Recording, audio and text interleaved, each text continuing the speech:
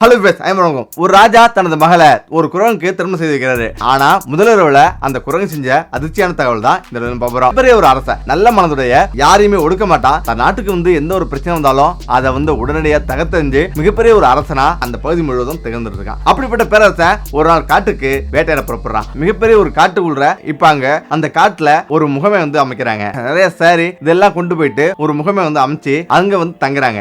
இப்ப அங்க ராஜா உணவு அருந்துறாரு. இப்ப உணவு அருந்ததுக்கு அவர் தகுந்த மாதிரி தட்டு, இலை எல்லாமே போட்டு பரிமாறப்படுது. இப்ப அவரும் அந்த உணவு எடுத்து சாப்பிடுறாரு. இப்ப சாப்பிட்டு இருக்கும் போது ஒரு குரங்கு அவர் பார்த்துட்டு இருக்கு. இப்ப அவர் என்ன சொல்றாருன்னா, அந்த குரங்குக்கு ஏதாவது உணவு கொடுங்க அப்படின்னு சொல்றாரு. உடனடியா காவலர் அங்க 2 வாழைப்பழமும் இன்னும் சில பழங்களையும் அது கொண்டு கொடுக்குறாங்க. ஆனாலும் அந்த குரங்கு ஒரு இலையை எடுத்து அதுல ஒரு கரிய ஒண்ணு எடுத்து அதுல எழுத ஆரம்பிக்குது. அதாவது, நான் இந்த மாதிரிலாம் சாப்பிட மாட்டேன், எனக்கும் ராஜா மாதிரி பெரிய ஒரு இலை போட்டு என்ன நல்லா பரிமாறினாதான் நான் சாப்பிடணும்னு சொல்லுது. இதை கேட்டு ராஜா ஆச்சரியப்படுறாரு. இப்படி ஒரு குரங்கு இருக்கா அப்படின்னு அதிர்ச்சி ஆகுறாரு. உடனடியா அந்த குரங்குக்கும் இலை போட்டு பரிமாறுங்க அப்படின்னு சொல்றாரு. உடனடியா காவலர்களும் அந்த குரங்குக்கு அனைத்து ஏற்பாடுகளும் பண்றாங்க.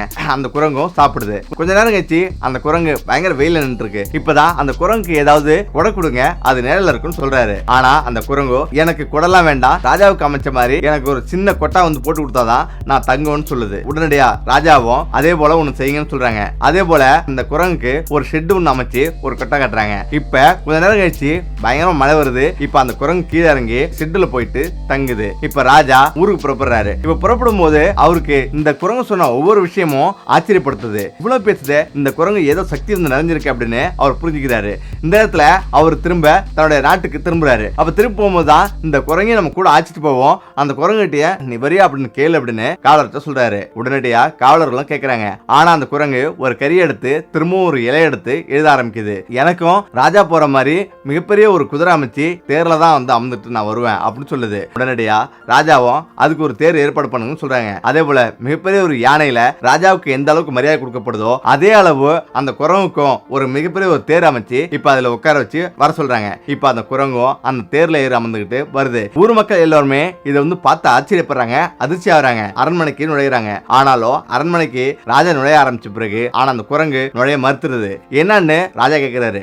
அப்பதான், நான் உங்களுடைய அரண்மனைக்கு நுழைய மாட்டேன், எனக்கும் உங்களை போலவே அந்தஸ்துள்ள ஒரு அரண்மனை கட்டித்தாங்க அப்படின்னு சொல்லுது. இதை கேட்டு அதிர்ச்சி ஆகுறாரு, ஆச்சரியப்படுறாரு. உடனடியா அந்த அரசர் ஏற்கனவே அவரு பயன்படுத்தப்படாத ஒரு அரண்மனை ஏற்கனவே இருக்குது, அந்த அரண்மனையில நீ தங்கிக்க அப்படின்னு அந்த குரங்கிட்ட சொல்றாரு. உடனடியா அந்த குரங்கையும் அரசர் பயன்படுத்தாத அந்த அரண்மனையில தங்க வைக்கிறாங்க. இப்ப அந்த அரசருக்கு எவ்வளவு மரியாதையோ அவ்வளவு மரியாதை அந்த குரங்கு தரப்படுது. அந்த அரண்மனை சுத்தம் செஞ்சு அவ்வளவு அழகா வச்சிருக்காங்க. இப்ப அந்த நாடு முழுவதும் இந்த குரங்கு வந்த செய்தி வேகமா பரவுது. எல்லோரும் கூட்டம் கூட்டமா அந்த குரங்கு பக்கத்துக்கு அரண்மனை நோக்கி வராங்க. அரண்மனையில ராஜா சில குற்றங்களுக்காக நீதி வழங்குறாரு. ஆனாலும் இதுல குரங்கு ஈடுபட்டு எது சரி எது தவறு அப்படின்னு அது குறுக்கிட்டு சொல்லுது. ஆரம்பத்துல ராஜாவுக்கு கோபம் வந்தாலும் பிறகு அந்த குரங்கு சொல்றது எது சரி எது தவறுன்னு கவனிக்கும் போது அந்த குரங்கு சொல்றது எல்லாமே சரி அப்படின்றத புரிஞ்சுக்கிறாரு. இந்த நேரத்துல கொஞ்சம் கொஞ்சமா அந்த குரங்கு சொல்றத அவர் கேட்கிறாரு. இப்ப கொஞ்ச நாள் போகுது. அந்த குரங்கு தன்னை ஒரு ராஜாவிட புச்சாலித்தனமா காட்டிக்குது. இப்ப அந்த ராஜாவுக்கு ஒரு இளவரசி இருக்காங்க. அந்த இளவரசி என்ன நினைக்கிறாங்கன்னா, இந்த குரங்கு பார்க்கறதுக்கு அந்த இளவரசி ஆசைப்படுறாங்க. இப்ப உடனடியா தோழிகள் எல்லாம் ஆச்சிட்டு அந்த குரங்க பாக்குறாங்க. இப்ப குரங்கு பார்த்த பிறகு அந்த குரங்கும் இந்த இளவரசியை பாக்குது. பார்த்துட்டு அமைதியா உட்கார்ந்து இருக்கு. கொஞ்ச நாள் கழிச்சு இளவரசி அவருடைய அறைக்கு போயிடுறாங்க. ஆனா அறைக்கு போன பிறகு இளவரசிக்கு முன்னாடி இந்த குரங்கு நிக்குது. இளவரசிக்கு பயங்கர ஒரு அதிர்ச்சி. 2 நாள் தொடர்ந்து அவருடைய அறைக்கு போகுது. அவ எப்பெல்லாம் கண்ணாடியை பாக்குறாளோ அந்த நேரத்துல இந்த குரங்கு அவருடைய அறையில் நின்று அவருடைய கண்ணாடியை பார்த்து ரசிச்சிட்டு இருக்கும். இந்த நேரத்துல உனக்கு என்ன வேணும், நீ ஏன் இங்க நிக்கிற அப்படின்னு கேக்குறா. அப்பதான் அந்த குரங்கு ஒரு இலையை எடுத்து அந்த கரியில எழுதுறா. அதாவது, நான் உன்னை திருமணம் செய்ய நினைக்கிறேன், நீ என்ன திருமணம் செஞ்சுப்பாயா அப்படின்னு எழுதுறான். இதை பார்த்துட்டு பயங்கரமா அதிர்ச்சி ஆவரா.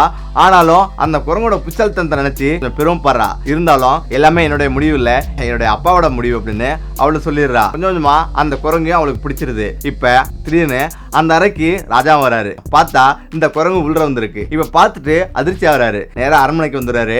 அந்த குரங்கும் அரண்மனைக்கு வருது. இப்ப அந்த குரங்கை பார்த்து அந்த ராஜா பயங்கர கோபத்துல, நீ யாரு, நீ எதுக்காக இங்க வந்த, ஏன் என்னுடைய மகளுடைய அறைக்கு போன அப்படின்னு பல விதங்கள்ல கேள்வி கேட்கிறாரு. இந்த இடத்துல அந்த குரங்கு என்ன சொல்லுதுன்னா, நான் அவருடைய மகளை திருமணம் செய்ய விரும்புறேன் அப்படின்னு அந்த குரங்கு சொல்லுது. இதை கேட்டு பயங்கர அதிர்ச்சி ஆகுறாரு. என்னது, ஒரு குரங்குக்கு என்னோட மகளை திருமணம் செய்து வைக்கிறதா அப்படின்னு அவர் உடனடியா மறுக்கிறாரு. அது மட்டும் இல்லாம மறுத்த பிறகு நீ யாருன்னு தெரியாது, எதுன்னு தெரியாது, ஆனா என்னுடைய மகளை கேட்கிறீ அப்படின்னு பயங்கரமா கோவப்பட்டு உன்னை அப்பவே நான் விரட்டி இருக்கணும் அப்படின்னு அவர் சொல்றாரு. ஆனா அடுத்த நிமிஷமே அந்த குரங்கு ஒரு மிகப்பெரிய ஒரு வாள் எடுத்து ராஜாவோட கழுத்துல வைக்குது. உன்னுடைய மகளை திருமணம் செய்து வைக்கலனா அடுத்த நாள் நீ உயிரோடு இருக்க மாட்டேன் அப்படின்னு அது சொல்லுது. இதை கேட்டு நான் உடனடியா எதுவும் சொல்ல முடியாது, எனக்கு 2 நாள் வந்து டைம் வேணும் அப்படின்னு அவர் சொல்றாரு. அதன் பிறகு அந்த குரங்கும் அவரை விட்டுடுது. உடனடியா தன்னுடைய மகளோட அறைக்கு அவர் வர்றாரு. வந்துட்டு இளவரசிட்ட இந்த விஷயங்களை சொல்றாரு. அதாவது எனக்கு ஏதாவது ஒண்ணுன்னா நீனும் உன்னுடைய அம்மாவும் இந்த நாட்டை பாதுகாக்கணும், இந்த நாட்டை நல்ல வழியா வழி நடத்தணும் அப்படின்னு சொல்றாரு. இதை கேட்டு பயங்கர ஒரு அதிர்ச்சி. ஏன்பா இப்படி சொல்றீங்க அப்படின்னு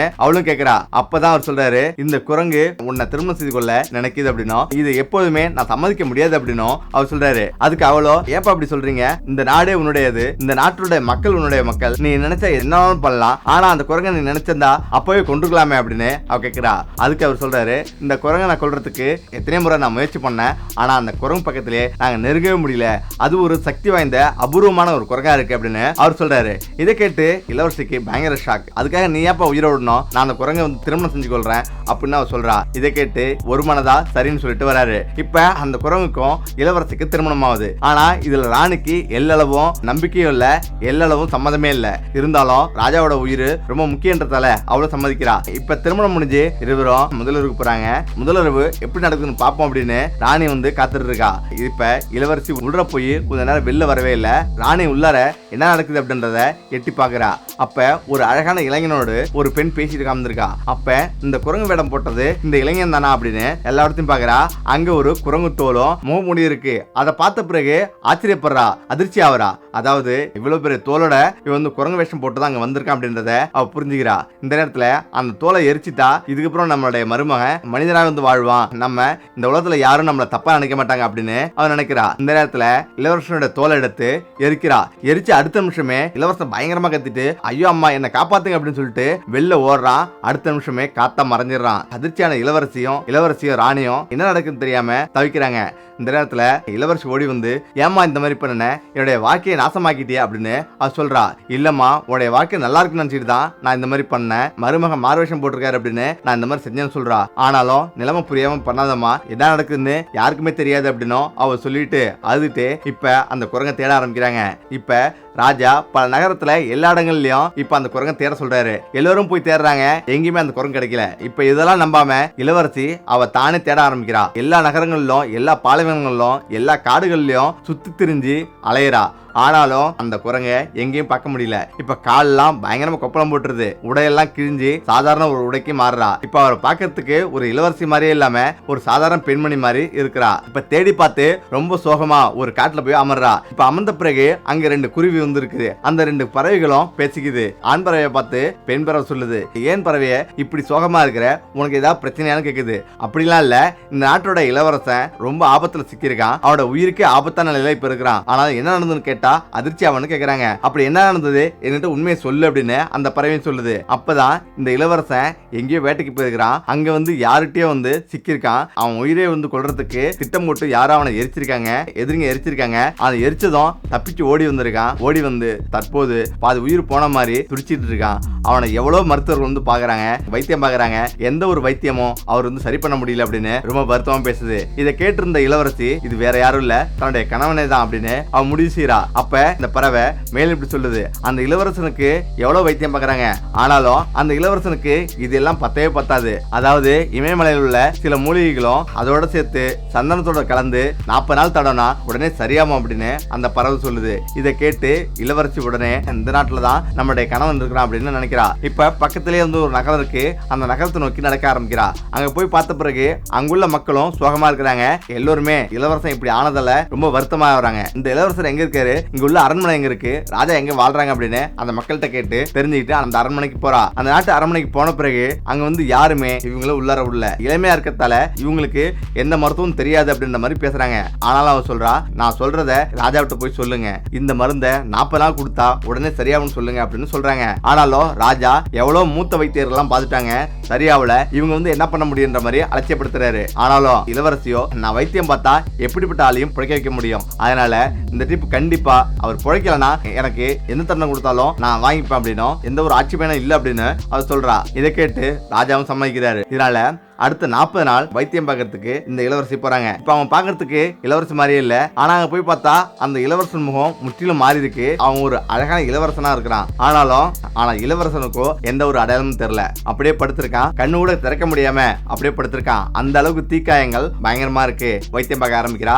இப்ப அந்த பறவைகள் சொன்ன சந்தனத்தோட சில மருந்துகள் சேர்த்து தடவ ஆரம்பிக்கிறா. ஓரளவு அவர் பார்க்க ஆரம்பிக்கிறாரு.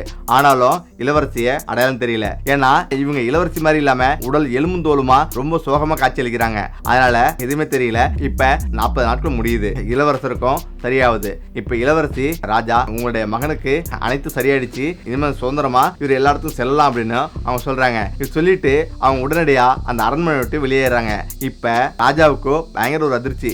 எப்படி இது சாத்தியம் அப்படின்னு கூட அவங்க நினைக்கிறாரு. அந்த நாட்டு மக்கள் அனைவருக்குமே ரொம்ப சந்தோஷம். இந்த நேரத்துல இளவரசர் அப்படி யாருதான் எனக்கு வைத்தியம் பார்த்தாங்க, அவங்களை நான் பார்க்கணும் அப்படின்னு இளவரசர் சொல்றாரு. உடனடியா எல்லா இடத்துலயும் தேட சொல்றாங்க. ஆனா எங்க தேடியும் கிடைக்கவே இல்லை. இப்ப இளவரசருக்கு ஒண்ணுமே புரியல. சரி அவங்க எங்கதான் இருப்பாங்க, வாங்க தேடலாம் அப்படின்னு தேடுறாங்க. இந்த நேரத்துல தான் அவருக்கு பழசல ஞாபகம் வருது, நினைவுக்கு வருது. பக்கத்து நாட்டுல இருந்தா அவர் தப்பிச்சு வந்தது. இப்ப அந்த இடத்துக்கு செல்றாரு. செல்லும் போது அங்க பார்த்தா ராஜாவும் ராணியை உட்கார்ந்து இருக்காங்க. அவங்கள்ட்ட போய் தங்களை யாருன்னு அடையாளம் தெரியுதா அப்படின்னு அனைத்துமே விசாரிக்கிறாரு. அவங்களுக்கு ஒண்ணுமே புரியல. நீ யாருன்னு கேக்குறாங்க. நான் யாருன்ற அப்புறம் சொல்றேன், தற்போது இளவரசியை பார்க்கணும்னு சொல்றாங்க. இளவரசி தன்னுடைய அறையில் இருக்கா, போய் பாருங்கன்னு சொல்றாங்க. இப்பதான் நேரா இளவரசோட அறைக்கு போறாரு. இளவரசனை பார்த்த பிறகு இளவரசி அதிர்ச்சி ஆவரா, ஆச்சரியப்படுறா. அவனை பார்த்த பிறகு அவ கலங்குறா. அப்பதான் அவ நீ யாரு, எங்கிருந்து வந்த, விவரம் சொல்லுன்னு சொல்றா. அப்பதான் அவன் நான் ஒரு குரங்கா இருந்து நான் காட்டுல சுத்தி திரிஞ்சிருந்தேன். அப்பதான் உங்க அப்பா அங்க வந்தாரு, என்னை அழைச்சிட்டு வந்தாரு. நான் இங்க சந்தோஷமா வாழ்ந்துருக்கும் போது உன்னை பார்த்துருந்தேன். உன்னை பார்த்த பிறகு உன்னை மறந்தேன். ஆனால் உன்னுடைய தாய் என்னை கொல்ல நினச்சாங்க. அதனால தீயும் வச்சாங்க. தப்பிச்சு போய் என் நாட்டுக்கு போயிட்டேன். யாரோ ஒரு மருத்துவர் என்னை சரி பண்ணுறாங்க. அவங்கள தேடி தான் நான் வந்தேன் அப்படின்னும் அவர் சொல்கிறாரு. இப்போதான் அவங்க நான் தான் அந்த வைத்தியர் அப்படின்னும், நான் அந்த 40 நாள் வைத்தியத்தையும் நான் தான் கொடுத்தேன் அப்படின்னும் அவர் சொல்கிறா. இப்போ தயவுசெய்து நீ யாரு, உனக்கு என்னாச்சு, ஏன் இப்படி மாறணும் அப்படின்னு சொல்லு அப்படின்னு அவன் கேட்குறா. அவன் அனைத்தையும் சொல்கிறான். என்னுடைய அப்பா மிகப்பெரிய ஒரு பேரரசர். அவரை கேட்டால் இந்த உலகம் முழுவதும் எல்லோருக்குமே தெரியும். நான் அவருக்கு ஒரே இளவரசர். என்னுடைய படைகளை திரட்டிக்கிட்டு வேட்டைக்கு புறப்பட்டேன். இப்போ வேட்டைக்கு புறப்பட்டு காடுகளுக்கு வெகு தூரம் போயிட்டு இருந்தேன். அப்படி போகும்போது அங்கே ஒரு மானை பார்த்தேன். அப்போ என்னுடைய வீரர்கள் எல்லாமே பின்தங்கிட்டாங்க. பல கிலோமீட்டர் தூரம் நான் பயணிச்சு அங்க ஒரு மானை பார்த்தேன். மானை பார்த்த பிறகு அம்பெடுத்து மான் மீது விட்டேன். ஆனாலும் மான் அடிபட்டு ஓடிருச்சு. உடனடியா அந்த மானை தேடிட்டு நான் ஓடினேன். ஆனாலும் அங்க பாத்தீங்கன்னா ஒரு பெரியவர் தன்னுடைய மகனோட காலில் அடிபட்டதை நினைச்சு அழுதுகிட்டு சாபம் விட்டு உட்கார்ந்தாரு. இந்த இடத்துல நான் போய் அங்க பார்த்தேன். அப்ப பார்த்த பிறகு என் மகன் மீது வில்லம்பு எழுதினவன் அவன் குரங்கா மாறிடுவான் அப்படின்னு சாபம் விடுறாரு. அவர் சொன்ன அடுத்த நிமிஷமே நான் குரங்கா மாறிட்டேன். ஆனாலும் தான் தவற உணர்ந்து நான் அழுது புலம்புனேன். அவர் நான் அழுவதை பார்த்து அந்த அடிப்பட்ட மகனும் அப்பா இவரை மன்னிச்சு விட்டுருங்க, இவர் தான் தவற உணர்ந்துட்டாரு அப்படின்னு அவர் சொல்றாரு. இந்த நேரத்துல அவர் என்ன சொல்றாருன்னா, நான் விட்ட சாபம் தான், எக்காரம் கொண்டும் அந்த சாபத்தை நீக்க முடியாது. ஆனா சாபத்தோட தண்டனைகளை குறைக்கலாம். நீ குரங்கிலிருந்து விடுதலை பெறணும்னா நீ ஒரு வருடத்துல ஒரு பெண்ணை சந்திப்ப, அவளை திருமணமும் செய்வ. திருமணம் செஞ்ச பிறகு அடுத்த 2 நாள்லயே நீ மனிதனா மாறிடுவ அப்படின்னு சொன்னாரு. அதே போல நான் வந்தேன், காட்டுல சுத்தி தெரிஞ்சேன். 4-5 மாசம் சுத்தி தெரியும் போது ஒரு நாள் உங்க அப்பாவை பார்த்தேன். அப்பதான் உங்க அப்பாவும் என்னை அழைச்சிட்டு இந்த நகரத்துக்கு வந்தாரு. இங்க வந்த பிறகு அனைத்தும் நடந்து முடிஞ்சிச்சு. ஆனா கடைசி நேரத்துல உங்க அம்மா இதை எரிச்சிட்டாங்க. இன்னும் சில நாள்லயே நான் மனிதனா மாறி இருப்பேன். ஆனா அதுக்குள்ளேயே உங்க அம்மா எல்லாத்தையும் எரிச்ச பிறகு இப்பதான் என்ன நாட்டுல தஞ்சம் அடைஞ்சேன். அதுக்கு பிறகு எங்க அப்பா பார்த்து என்னை காப்பாத்தி விட்டாரு. என்னை காப்பாற்ற முயற்சி செஞ்சாரு, ஆனா காப்பாற்ற முடியல. அந்த நேரத்துல தான் நீ என்னை காப்பாத்திட்ட அப்படின்னு ரொம்ப சந்தோஷமா சொல்றாரு. இதை கேட்டு அவ ஆனந்த கண்ணீர்ல மிதக்கிறா. இப்ப ராஜாவில இருந்து ராணி அனைவரும் ஒண்ணு சேர்ந்துடுறாங்க. இதுக்கு மேல ராஜாவும் சொல்றாரு, எனக்கு மகன் இல்ல, இந்த நாட்டையும் நீ தான் பாத்துக்கணும் அப்படின்னு அவர் அந்த நாட்டை ஒப்படைச்சிட்டு அவர் சந்தோஷமா வாழ்றாங்க. இதுக்கு பிறகு அனைவருமே சந்தோஷமா தன்னுடைய நாட்டுக்கு திரும்புறாங்க. ஓகே, இந்த வீடியோ பிரச்சனை மீண்டும் அடுத்த சந்திப்போம்.